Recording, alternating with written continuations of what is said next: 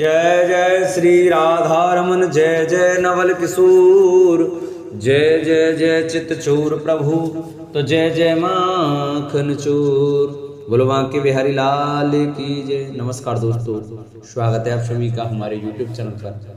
प्रिय भक्तजनों, आज की कथा में आपको सुनाएंगे ब्रह्मादि देवताओं का कैलाश जाकर श्री महादेव जी को मनाना। कल की कथा में आपने सुना था वीरभद्र कृत दक्ष यज्ञ विध्वंस और दक्ष वध की कथा का वर्णन हमने आपको कल सुनाया था। तो सभी भक्तजन हमारी कथा को बड़े श्रद्धा भाव और प्रसन्न चित्तमन से सुने, क्योंकि बड़ी ही सुंदर कथाएं हैं और ऐसी कथाएं सुनने से हमारे मन को बड़ी शांति मिलती है। तो आइए भक्तों कथा को प्रारंभ करते हैं। जो भी भक्त हमारे चैनल पर नए जुड़े हैं, जिन्होंने चैनल को सब्सक्राइब नहीं किया, वो चैनल को सब्सक्राइब जरूर करें, वीडियो को लाइक करें, शेयर करें और कमेंट में राधे राधे अवश्य लिखें। श्री मैत्रेय जी कहते हैं, विदुर जी, इस प्रकार जब रुद्र के सेवकों ने समस्त देवताओं को हरा दिया और उनके संपूर्ण अंग प्रत्यंग भूत प्रेतों के त्रिशूल, पट्टिस, खड़ग, गदा, परिग और मुद्गर आदि आयुधों से छिन्न भिन्न हो गए, तब वे ऋत्विज और सदस्यों के सहित बहुत ही डरकर ब्रह्मा जी के पास पहुंचे और प्रणाम करके उन्हें सारा वृतांत कह सुनाया। भगवान ब्रह्मा जी और सर्वांतर्यामी श्री नारायण पहले से ही इस भावी उत्पात को जानते थे, इसी से वे दक्ष यज्ञ में नहीं गए थे।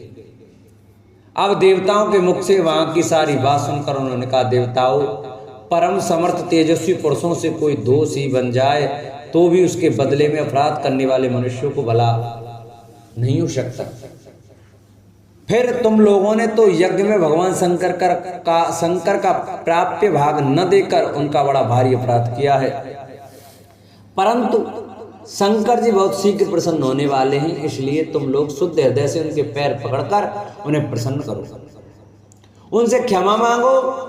दक्ष के दुर्वचन रूपी बाणों से उनका हृदय तो पहले से ही बिंद रहा था, उस पर उनकी प्रिया सती जी का वियोग हो गया।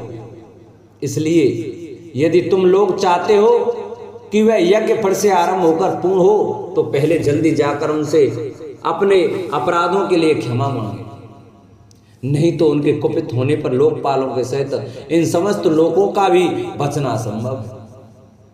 भगवान रुद्र परम स्वतंत्र हैं, उनके तत्व और शक्ति सामर्थ्य को ना तो कोई ऋषि मुनि देवता और यज्ञ स्वरूप देवता देवराज इंद्र भी नहीं जानते और न स्वयं मैं ही जानता, फिर दूसरों की तो बात ही क्या है। ऐसी अवस्था में उन्हें शांत करने का उपाय कौन कर सकता है?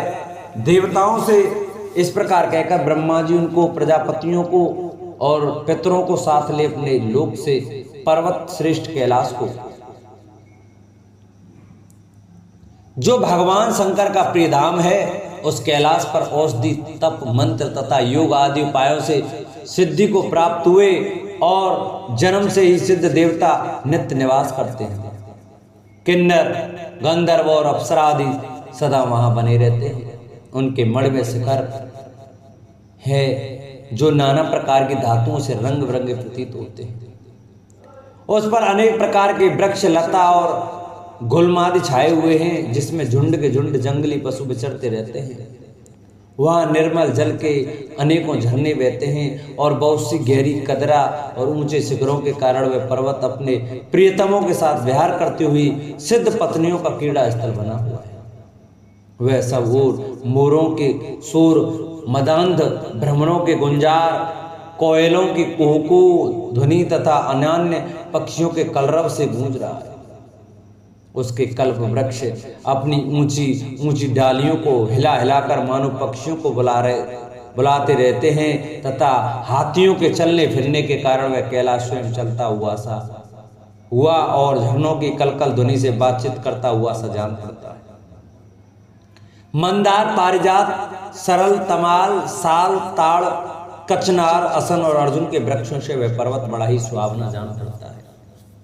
आम, कदम, नीप, नाग, पुन्नाग, चंपा, गुलाब, अशोक, मौलश्री, कुंद, कुर्वक, सुनहरे शतपत्र कमल, इलायची और मालती की मनोहर लताएं तथा कुब्जक, मोगरा और माधवी की बेलें भी उसकी शोभा बढ़ाती हैं।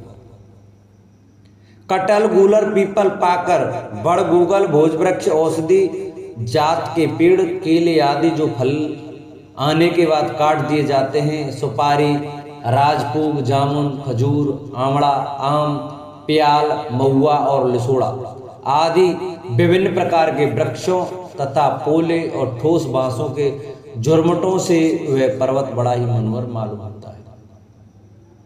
उसके सरोवर में कुमुद, उत्पल, कलहार और शतपत्र आदि अनेक जाति के कमल खिले रहते हैं। उनकी शोभा से मुग्ध होकर कलरव करते हुए झुंड के झुंड पक्षियों से वह बड़ा ही भला लगता है। वहां जांता, हरिण, बानर, सुअर, सिंह, रीछ, शाही, नीलगा, सरव, बाघ, कृष्णमृग, भैंसे, कर्णांत्र, एक पद, अश्वमुख, भेड़िए और कस्तूरी मृग घूमते रहते हैं तथा वहां के सरोवरों के तट कीलों की पत्तियों से घिरे होने के कारण बड़ी शोभा पाते हैं।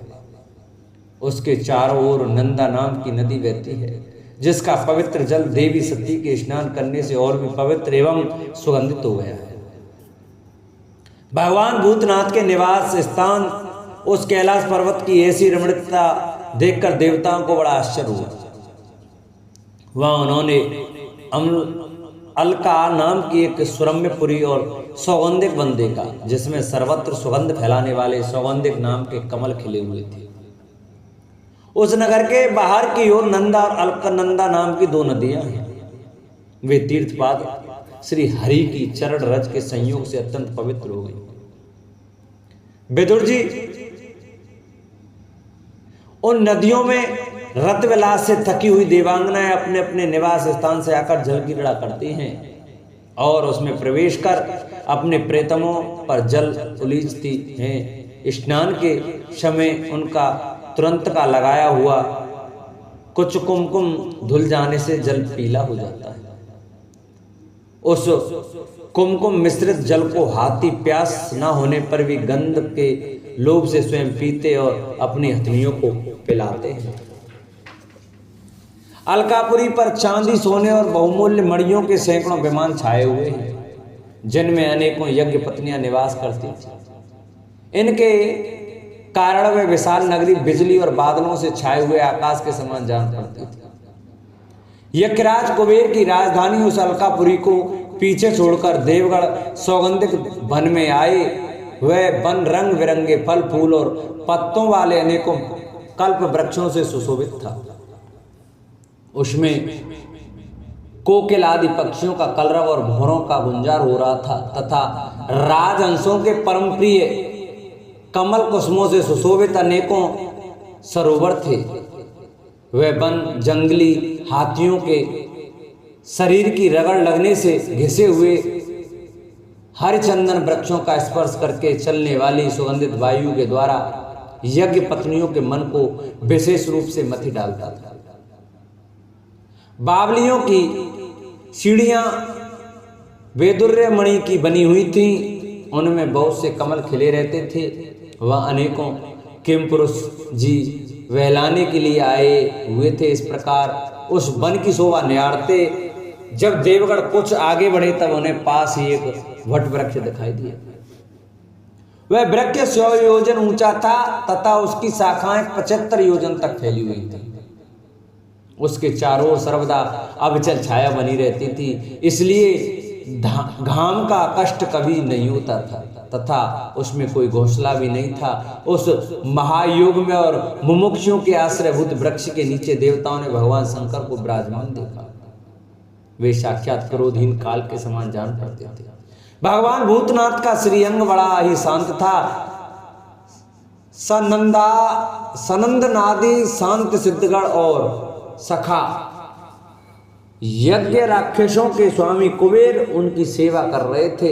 जगतपति महादेव जी सारे संसार के सुहृद हैं, स्नेह शव का कल्याण करने वाले हैं। वे लोकहित के लिए ही उपासना, चित्त की एकाग्रता और समाधि आदि साधनों का आचरण करते रहते हैं।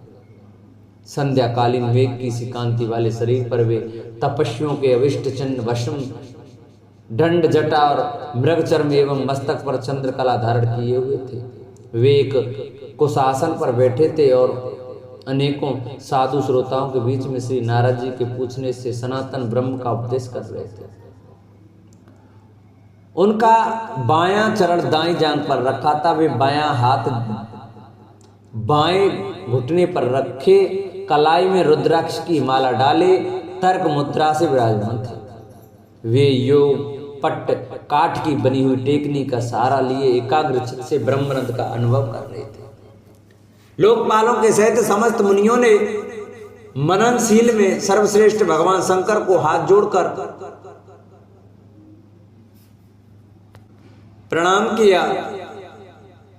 यद्यपि समस्त देवता और दैत्यों के अधिपति भी श्री महादेव जी के चरण कमलों की वंदना करते हैं, तथापि वे श्री ब्रह्मा जी को अपने स्थान पर आया देख तुरंत खड़े हो गए और जैसे 52 अवतार में परम पूज्य विष्णु भगवान कश्यप जी की वंदना करते हैं, उसी प्रकार सिर झुकाकर उन्हें प्रणाम किया। इसी प्रकार शंकर जी के चारों ओर जो महर्षियों सहित अन्यान्य सिद्धगण बैठे थे, उन्होंने भी ब्रह्मा जी को प्रणाम किया। सबके नमस्कार कर चुकने पर ब्रह्मा जी ने चंद्रमौली भगवान से, जो अब तक प्रणाम की मुद्रा में ही खड़े थे, हंसते हुए कहा। श्री ब्रह्मा जी ने कहा, देव मैं जानता हूं आप संपूर्ण जगत के स्वामी हैं, क्योंकि विश्व की योनि शक्ति प्रकृति और उसके बीज से पुरुष से परे जो एक रस परब्रह्म है, वह आप ही हैं। भगवान, आप मकड़ी के समान ही अपने स्वरूप भूत शिव शक्ति के रूप में क्रीड़ा करते हुए लीला से ही संसार की रचना पालन और सहार करते रहते हैं। आपने ही धर्म और अर्थ की प्राप्ति कराने वाले वेद की रक्षा के लिए दक्ष को निमित्त बनाकर यज्ञ को प्रकट किया है। आपकी ही बांधी हुई ये वर्णाश्रम की मर्यादाएं हैं, जिनका नियमनिष्ठ ब्राह्मण श्रद्धा पूर्वक पालन करते हैं। मंगल में महेश्वर आप शुभ कर्म करने वालों को स्वर्गलोक अथवा मोक्ष पद प्रदान करते हैं तथा पाप कर्म करने वालों को घोर नरक में डालते हैं। फिर भी किसी किसी व्यक्ति के लिए इन कर्मों का फल उल्टा कैसे हो जाता है? जो महानुभाव आपके चरणों में अपने को समर्पित कर देते हैं, जो समस्त प्राणियों में आपकी ही झांकी करते हैं और समस्त जीवों को अभेद दृष्टि से आत्मा में ही देखते हैं, वे पशुओं के समान प्राय क्रोध के अधीन नहीं होते। जो लोग भेद बुद्धि होने के कारण कर्मों में ही आसक्त हैं, जिनकी नीयत अच्छी नहीं है, दूसरों की उन्नति देखकर जिनका चित्त रात दिन पड़ा करता है, और जो मर्मवेदी अज्ञानी अपने दुर्वचनों से दूसरों का चित्त दुखाया करते हैं, आप जैसे महापुरुषों के लिए उन्हें भी मारना उचित नहीं है, क्योंकि वे बेचारे तो विधाता के ही मारे हुए हैं। देव भगवान कमल नाव की प्रबल माया से मोहित हो जाने के कारण यदि किसी पुरुष को कि कभी किसी स्थान में भेद बुद्धि होती है, तो भी साधु पुरुष अपने परदुख कातर स्वभाव के कारण उस पर कृपा ही करते हैं। देव बस जो कुछ हो जाता है वे उसे रोकने का प्रयत्न नहीं करते। प्रभु, आप सर्वज्ञ हैं। परम पुरुष भगवान की दुस्तर माया ने आपकी बुद्धि का स्पर्श भी नहीं किया है, अतः जिनका चित्त उसके वशीभूत होकर कर्म मार्ग में आसक्त हो रहा है, उसके द्वारा अपराध बन जाए तो भी उन पर आपको कृपा ही करनी चाहिए। भगवान, आप सबके मूल हैं, आप ही संपूर्ण यज्ञों को पूर्ण करने वाले हैं। यज्ञ भाग पाने का भी आपको पूरा अधिकार है, फिर भी इस दक्ष यज्ञ के बुद्धिहीन याजकों ने आपको यज्ञ भाग नहीं दिया, इसी से यह आपके द्वारा विध्वस्त हुआ। अब आप इस अपूर्ण यज्ञ का पुनरुद्धार करने की कृपा करें। प्रभु, ऐसा कीजिए जिससे यजमान दक्ष फिर जी उठें, भग देवता को नेत्र मिल जाए, भृगु जी की दाढ़ी मूंछ आ जाए और पूसा के पहले के समान ही दांत निकल आए। रुद्रदेव, अस्त्र शस्त्र और पत्थरों की भौचार से जिन देवता और ऋतुजों के अंग प्रत्यंग घायल हो गए हैं, आपकी कृपा से वे फिर ठीक हो जाएं। यज्ञ संपूर्ण होने पर जो कुछ शेष रहे वह सब आपका भाग होना। यज्ञ विध्वंसक, आप आज ये यज्ञ आपके ही भाग से पूर्ण हो। बोलवान के बिहारी लाल की। प्रिय भक्तजनों, आज की कथा का यही विश्राम करते हैं। कल की कथा में सुनाएंगे दक्ष यज्ञ की पूर्ति। तो सभी भक्तजन हमारी कथा का प्रतिदिन श्रवण करें। जिन्होंने चैनल को सब्सक्राइब नहीं किया वो चैनल को सब्सक्राइब